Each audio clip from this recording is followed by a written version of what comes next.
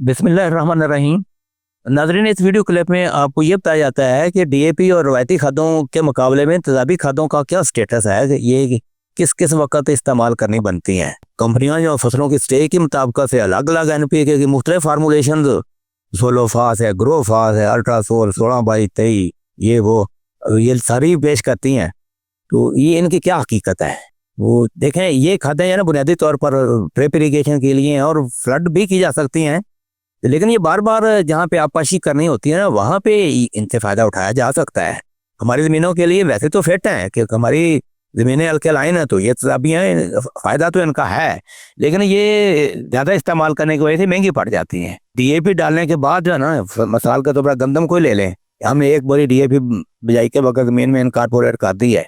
पहले या दूसरी आपाशी के ऊपर अगर 5-7 किलो तजाबी खाद P44 है या कोई भी यूरिया फास्फेट आप इस्तेमाल करते हैं ना, तो डीएपी की अफादियत भी बढ़ जाती है और ये टिलरिंग में बहुत ज़बरदस्त मदद करती हैं।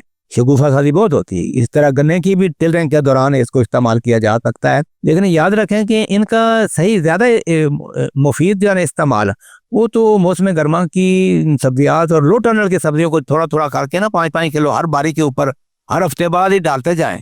तो इस तरह बीरिंग पीरियड जो है ना, उसका फ्रूट फल आवरी जो है ना, वो ज़्यादा करवा देती हैं। ये से रिकॉर्ड पैदावार भी मिल जाती है, लेकिन बाद दफ़ा जो बगैर ट्रेनिंग के इसको अंधा धुंधे अगर इस्तेमाल करें तो ये बीरिंग पीरियड को कम कर देती हैं, जोर लगाकर जल्दी से ही फसल को टर्मिनेट भी कर देती हैं। तो ये चीज़, इस चीज़ को पेश नज़र रखना चाहिए। इनके इस्तेमाल में ट्रेनिंग की ज़रूरत है। इसके ग्रेड बेशुमार हैं।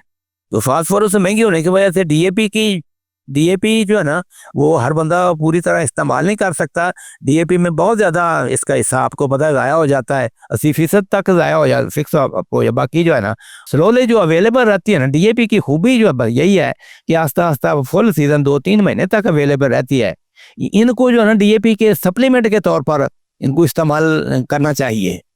बागात में मेजर क्रॉप में तेज़ाबी खादों के ऊपर जो है ना पूरी तरह डिपेंड नहीं किया जा सकता। बाज ये हमने रवायती खादें छोड़ दी हैं, ये शुरू कर दी हैं। पहले ज़मीन में ऑर्गेनिक माहौल बनाया जाए ना, मुस्तकिल तौर पर सल्फर वगैरह इस्तेमाल, नामियाती मादा पूरा हो, फिर जो है ना इनका इस्तेमाल जो है ना ये कम मिकदार में इस्तेमाल करके भी हम फ़ायदा उठा सकते हैं।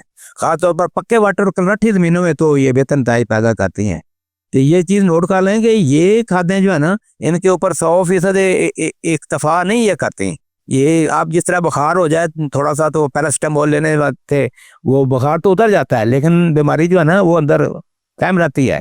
तो इसका मुस्तकिल हल जो है ना वो तो रवायती खादें ही हैं। तो आप समझें कि रोटी है, पराठा है, गोश्त है, पुलाव की देग है, इनकी देगों की बजाय अब बंदा कहे कि बर्गर, पिज़्ज़ा, शवारमा जो है, कुल्फ़ी, आइसक्रीम से या बेकरी प्रोडक्ट से क्या खुराक पूरी हो जाती है। ये फैशन ज़रूर है, ये इस्तेमाल भी करनी पड़ती हैं उन, ये एक हकीकत है। लेकिन काम आप बात समझ गए होंगे कि रोटी खाए बगैर जो है ना ये मामला जो है ना वो पूरा नहीं हो सकता।